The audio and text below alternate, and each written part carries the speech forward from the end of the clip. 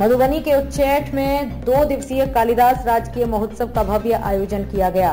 सूबे के जल संसाधन सह सूचना एवं जनसंपर्क मंत्री संजय झा ने द्वीप प्रज्वलित कर कार्यक्रम का विधिवत उद्घाटन किया। आयोजित कार्यक्रम में मिथिला की गौरवशाली साहित्य, संस्कृति और लोक कला की झलक दिखाई दी।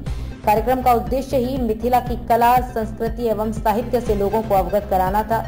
कार्यक्रम के उद्घाटन के बाद मंच पर उपस्थित गणमान्य अतिथियों का मिथिला की परंपरा के अनुसार पाग, दुपट्टा व मोमेंटो प्रदान कर सम्मानित किया गया। कार्यक्रम राज्य सरकार के पर्यटन विभाग के द्वारा आयोजित किया गया।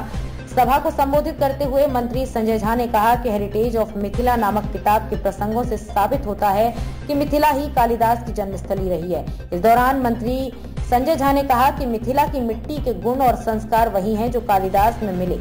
मिथिलांचल में महाकवि कालिदास, विद्यापति, भारती आदि कई महान विभूतियों का अवतरण हुआ है और पर्यटन के क्षेत्र में यहाँ अपार संभावनाएं हैं, इसलिए पर्यटन के विकास हेतु हर संभव पहल किया जाएगा। मंत्री ने कहा, मिथिला जैसा संस्कृति बिहार क्या पूरे देश में नहीं मिलेगा।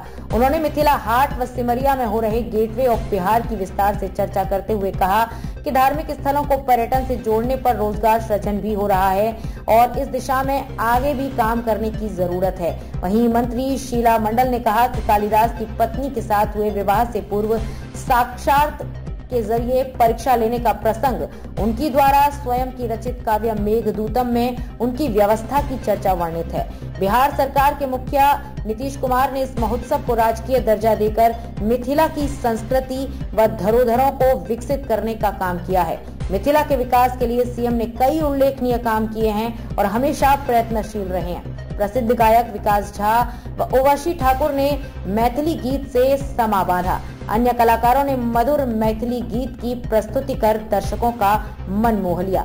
इसी के साथ मधुबनी से संवाददाता संतोष मंडल की रिपोर्ट।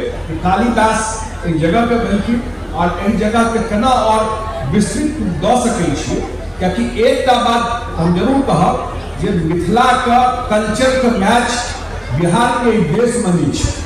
एहि देश में मिथिला का कल्चर का मैच नहीं भ सकै छै। जते रिच कल्चर पर हम सब बैसल छी, ओकरा केना व्यवस्थित क के और आगे बढ़ाबी। और कालिदास ऐसे थे कि जिस डाली पर बैठे रहते थे उसी डाली को काटने लगते थे। तो लोग ये भी उसके मन के बारे में लिखा हुआ है कि बहुत बड़े थे, लेकिन वो बहुत बड़े विद्वान थे। उनका बहुत सारी रचना है जो मेघदूत है, जो मेघ से उन्होंने अपने प्रेयसी के लिए जो प्रेरणा किया और उन्होंने मेघ को कहा कि हमारे प्रेयसी के पास जाओ ऐसे ऐसे, तो सब